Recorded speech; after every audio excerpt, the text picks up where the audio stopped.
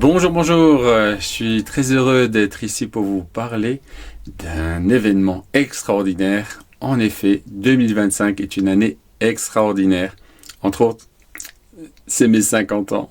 Et oui, c'est mon demi-siècle. Voilà. Et aussi, c'est les 50 ans de la programmation neurolinguistique qui a été co-créée par Richard Bandler et John Grinder. Et je vais vous raconter un peu leur histoire avec chacun son regard. Parce que pour les 50 ans, ils ont fait une superbe interview que vous pouvez trouver là sur le lien en dessous. Et par contre, je voulais vous raconter l'histoire justement de mon professeur, Richard Bandler, comment il a créé la PNL. Et si je vous disais qu'en 1972, deux inconnus ont passé 10 ans enfermés dans un salon avec un tableau noir et qu'ils ont créé un système capable de guérir les phobies en 20 minutes. Un système que les psychiatres de l'époque trouvaient impossible. Un système qui aujourd'hui influence des millions de personnes sans qu'elles le sachent. Cette histoire, c'est celle de la programmation neurolinguistique. C'est pas une histoire édulcorée que vous avez peut-être déjà entendue. Je suis Yannick Gauthier et aujourd'hui, je plonge dans les 50 ans de la PNL avec vous à travers les mots de Richard Bandler lui-même. Restez jusqu'à la fin parce que ce qu'il révèle sur le cerveau humain va changer votre façon de penser.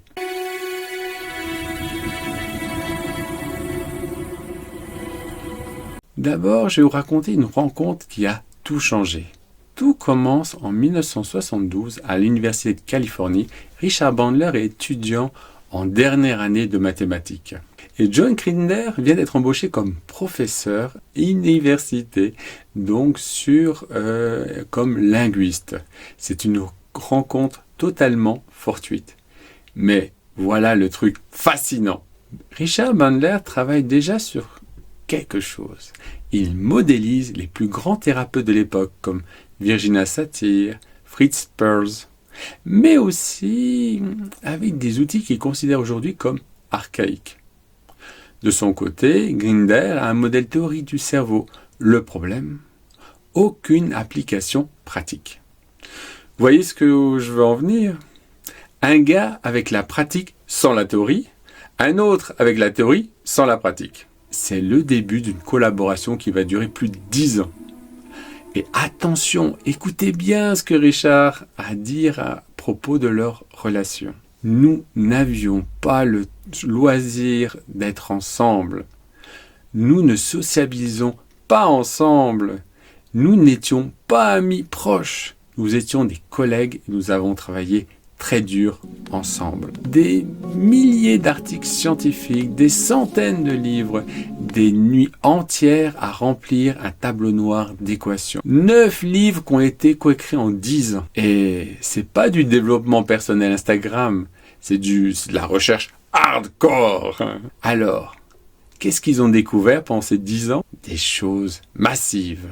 Premier pilier, c'est ce qu'on appelle le métamodèle du langage, basé sur les travaux du linguiste Noam Chomsky, qui était le responsable de John Grinder. Et vous connaissez l'expression « la carte n'est pas le territoire » ?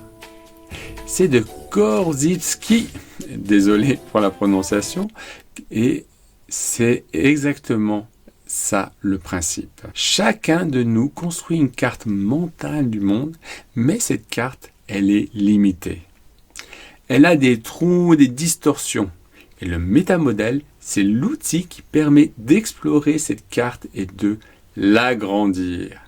Et tenez-vous bien, la première chose qu'ils ont viré du langage thérapeutique, c'est le mot « pourquoi ». Pourquoi ? Parce que pourquoi implique une relation de cause à effet. Et Einstein a déjà prouvé que l'univers ne fonctionne pas comme ça. Pensez-y une seconde. Le psychanalyste Freud, qui avait influencé toute l'époque là, avec sa psychanalyse, c'était que des « pourquoi ». Pourquoi vous avez peur de l'eau? Ah, parce que vous êtes tombé dans la rivière à l'âge de 5 ans. Bandler dit, si vous avez appris cette peur en 2 minutes, vous pouvez la désapprendre en 2 minutes. Boum! Le deuxième pilier, c'est le four tuple, ou le quatuor sensoriel si vous préférez. C'est la machine à copier l'excellence humaine. Le principe, chaque expérience que vous vivez est composée de 4 éléments. Déjà, premièrement, les images, ce que vous voyez dans votre tête. Deuxièmement, les sons que vous entendez à l'intérieur. Troisièmement, les sensations que vous ressentez dans votre corps. Et quatrièmement, un dialogue interne, ce que vous vous dites. Un exemple concret. Fermez les yeux 1 seconde et pensez à un moment où vous étiez vraiment heureux. Vous voyez des images, non? Des couleurs, des visages. Vous entendez peut-être des rires, de la musique. Vous ressentez quelque chose dans la poitrine, une chaleur, une détente. Et il y a peut-être une petite voix qui dit « J'adore ce moment !» C'est ça le four tuple du bonheur. Et voilà le kicker. Si vous pouvez identifier le four tuple d'une compétence chez quelqu'un d'autre, disons la confiance d'un orateur exceptionnel, vous pouvez le recréer en vous. C'est littéralement du copier-coller de l'excellence humaine. Maintenant, on va parler des accès oculaires. Accrochez-vous, parce que ça devient dingue. Bandler et Grinder découvrent quelque chose qui était sous nos yeux depuis toujours, mais que personne n'avait vraiment capté. C'est les mouvements des yeux. Voilà. Ils remarquent que quand ils demandent de quelle couleur sont les yeux de votre grand-mère, tout le monde regarde vers le haut à gauche. Quand ils demandent comment sonne la chanson préférée, les yeux bougent vers les oreilles. Les sensations, les yeux descendent. Bandler dit, et je cite, « Il est absolument stupéfiant que John et moi avons découvert les clés d'accès alors qu'elles existaient depuis la nuit des temps. » Traduction, votre cerveau affiche ce qu'il est en train de faire. C'est comme si vous aviez un écran de debug ouvert en permanence. L'ancrage, le moment « waouh ». Mais la découverte qui a tout changé, c'est l'ancrage. Après avoir lu Moshe Feldenkrais, ils ont eu une idée, une intuition. Et si, en touchant quelqu'un d'une manière très précise, au moment où il est dans un état émotionnel fort, on pouvait faire retenir cet état plus tard? Teste ça dans un groupe. Bandler dit « Je me souviens du regard surpris sur mon visage et celui de John Grinder. Nous nous sommes regardés tous les deux en nous disant « Waouh !» Cela ouvre une porte sur des possibilités. Vous imaginez ce moment? Ils viennent de découvrir le bouton on/off pour les émotions humaines. C'est comme découvrir le feu, mais pour la psychologie. La révolution philosophique. Maintenant, parlons de ce qui a vraiment énervé l'établissement. Richard Bandler et John Grinder ont compris un truc fondamental. La thérapie, c'est pas de la réparation, c'est de l'apprentissage. Écoutez bien cette phrase de Richard Bandler. Si les gens apprennent des choses stupides, ils font des choses stupides. Si vous apprenez des choses intelligentes, vous irez mieux. C'est simple, non? Mais ça détruit complètement les théories de Sigmund Freud. La psychanalyse dit « Cherchons pourquoi vous avez un problème. Quand vous comprendrez, miracle, vous irez mieux. » Bandler dit « Belle idée.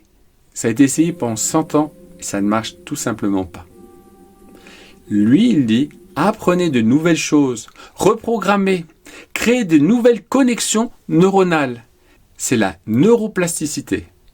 Mais 20 ans avant que ça devienne mainstream. Et là, Bandler sort la phrase ultime. En tant que physicien de formation, il dit Si vous construisez un grille-pain et qui ne fait pas de toast, c'est une perte de temps. Pas de statistiques, pas d'études sur 10 ans, ça marche ou ça marche pas. Et il le prouve en 1976 lors d'une grosse convention de psychanalyse à Temple University. Il amène un gars avec une phobie des pigeons. Le mec peut pas entrer par la porte principale parce qu'il y a des milliers de pigeons dehors. 20 minutes avec Bandler, le gars chasse les pigeons. Une psychanalyste lève les yeux de ses notes. Désolé, je rangeais mes notes. J'ai raté ce qui s'est passé. Vous imaginez 20 minutes face à des années de thérapie. Évidemment, ça n'a pas plu à tout le monde. L'établissement psychologique les voyait comme des charlatans, des vendeurs de rêves. Mais Bandler et Grinder avaient une arme secrète. C'était la démonstration. Entre John et moi, il n'y avait personne qui pouvait se mettre à travers notre chemin. Nous avons rencontré des gens avec une résistance intellectuelle, mais leur logique comparée à la nôtre, et surtout, nous avons démontré. Pendant 50 ans, Richard Bandler a fait la même chose. Il prend quelqu'un du public avec un problème. 20 minutes plus tard, le problème est résolu. Peur des pigeons? Tu chasses les pigeons. Peur de l'eau? Tu vas nager. C'est implacable. Maintenant, parlons de la vision du cerveau selon Richard Bandler. Parce que c'est poétique. Il y a autant de neurones dans votre cerveau que d'étoiles dans le ciel. Et je ne parle pas de celles que vous pouvez voir. Je parle des étoiles dans le ciel. Point final. Chaque neurone communique avec 10 ou 100 autres. Ce sont des combinaisons infinies. Et pourtant, on disait aux gens, désolé, vous serez toujours dépressif. Ou vous serez toujours avec des tocs. Apprenez à vivre avec. Richard Bandler dit, c'est une sous-estimation de la nature fantastique du cerveau. Et il l'a prouvé. Des clients abandonnés par leur psychiatre, lui, les a transformés. 50 ans plus tard, aujourd'hui, la PNL, c'est des millions de praticiens formés, des applications de vente, leadership, éducation, sport, de l'hypnose légitimée, des techniques dans le coaching mainstream. Mais voilà ce que Bandler dit de son héritage. Mon héritage, ce sont tous les gens que j'ai formés pour être vraiment bons dans ce domaine. Pas de livres, pas de célébrités, des gens qu'il a formés. Bon, soyons honnêtes, la PNL, elle est controversée. Manque de recherche académique, accusation de manipulation. Et Bandler répond directement. Manipuler signifie déplacer d'un endroit à un autre intentionnellement. Et je pense que c'est une bonne idée de faire les choses intentionnellement. Il assume complètement. Et l'avenir? Bandler travaille sur un nouveau livre, Les états cérébraux, les technologies ultra sophistiquées. Son rêve, transformer l'éducation. Il enseigne encore la phonétique et on ne peut même pas épeler phonétiquement. C'est ridicule. Alors, qu'est-ce qu'on retient de ces 50 ans? Que deux gars dans un salon avec un tableau noir ont construit quelque chose qui défie encore notre compréhension. Que le cerveau n'est pas une machine cassée qu'il faut réparer, mais une machine à apprendre incroyable.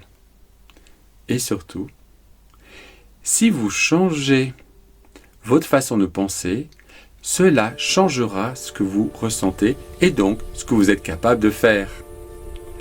La PNL, au fond, c'est une philosophie de liberté. Une liberté de penser, une liberté de changement. Et après 50 ans, le monde commence à peine à rattraper ce que Bandler et Grinder ont découvert. Si cette vidéo vous intéresse, si d'autres vidéos vous intéressent, je vous invite à vous inscrire à la chaîne. Et si vous voulez écouter l'interview de Richard Bandler, il vous suffit juste de cliquer sur le lien en dessous. À bientôt!